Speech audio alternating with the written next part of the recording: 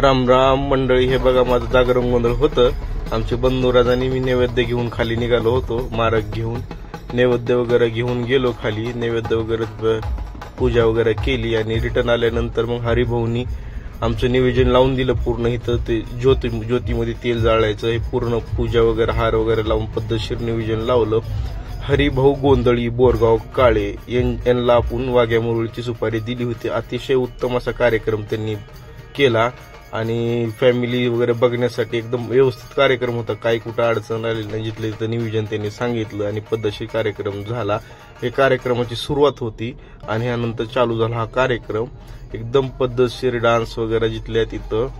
परत आम्ही दमलो होतो त्यामुळे आम्ही आमच्या मोठ्या बंधुराजला बसवलं. तुम्ही ज्योतीमध्ये तेल जाळा म्हणलं. त्यांनी बसले तिथं. त्यानंतर थोडं मी व्हिडिओ वगैरे काढला. व्हिडिओ तर काढावंच लागते, नाहीतर तुम्हाला कसं कळणार नियोजन काय काय झाले. मग त्यामुळं व्हिडिओ काढला. मग हरिभाऊचं चालू होतं, कानात काहीतरी बोलले हरिभाऊ.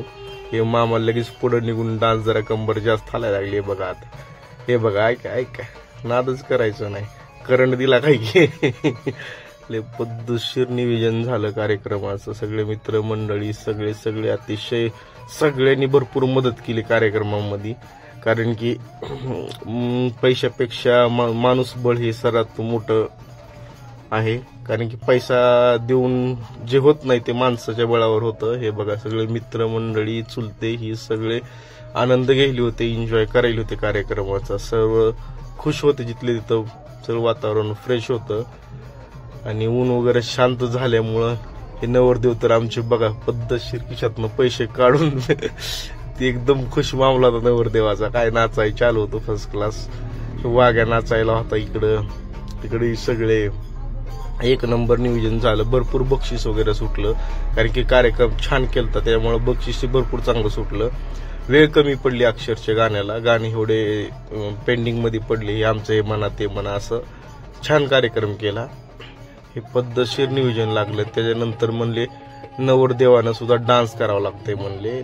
नवीन जोडप्यानं डान्स करावं लागतंय म्हणले. आता कसं आहे म्हणलं, मग नाहीतर 1001 रुपये काहीतरी असं द्यावं लागते म्हणले. मग गणेशराव काय म्हणले, डान्स करायचा आहे की चला म्हणलं डान्सच करू. पद्धतशीर असा डान्स चालू केला. ही प्रॅक्टिकल आता जरा जास्त ठुमके काय मारायचं जमत नाही म्हणलं, आपलं लाईटली डान्स करावा. मग नॉर्मल डान्स केला पद्धतशीर. शेवटी जीवनाचे हे दिवस काय परत येणार आहेत का? आता गेलेला वेळ येत नाही. 1 तासा आधी घडलेली घटना परत काही घडू शकत नाही. त्याच्यामुळं ज्या वेळेस ज्या गोष्टी करतात त्या गोष्टी केल्याच पाहिजे आणि एन्जॉय झाल्याच पाहिजे. हे त्यांच्यासारखे स्टेप माराय बघितलं पण ते अवघड स्टेप गेल्या अशा. म्हणलं आपण काही जमत नाही आपल्याला. त्यामुळे मी हात जोडले. बाई असं काही ताई बाई अक्का आम्हाला येणार नाही, पण आम्हाला जसं जमतं तसं करू म्हणलं आम्ही डान्स. पद्धतशीर डान्स केला छान असं.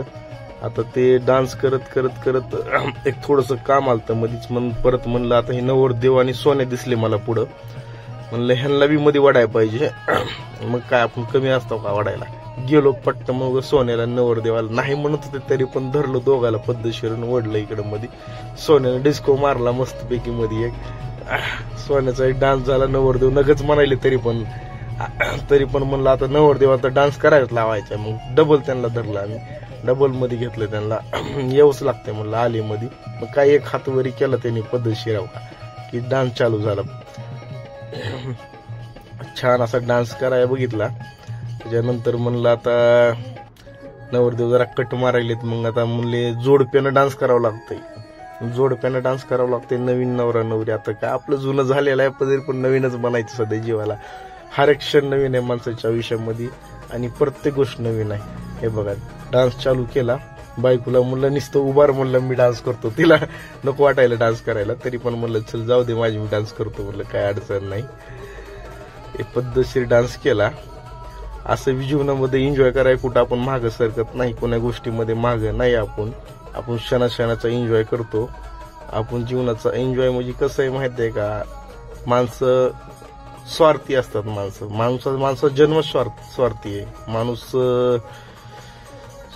काही गोष्टी वाचवण्यासाठी स्वतःच्या सुखाला साईडला ठेवते. मग माझ्याकडे ते गोष्ट नाहीये. मी सुख हे प्रथम आहे आणि त्यानंतर बाकीचं काही जे असेल ते.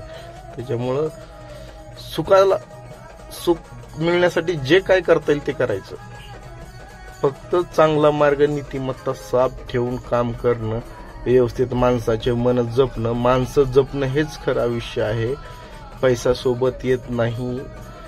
मेल्यानंतर सुद्धा त्या वस्तूला बॉडी हा नावानं उच्चार केला जात आहे. जवळ जीव आहे त्यावरच त्या जीवाची किंमत आहे. त्याच्यामुळं पद्धतशीर राहणे, इमानदारीने जग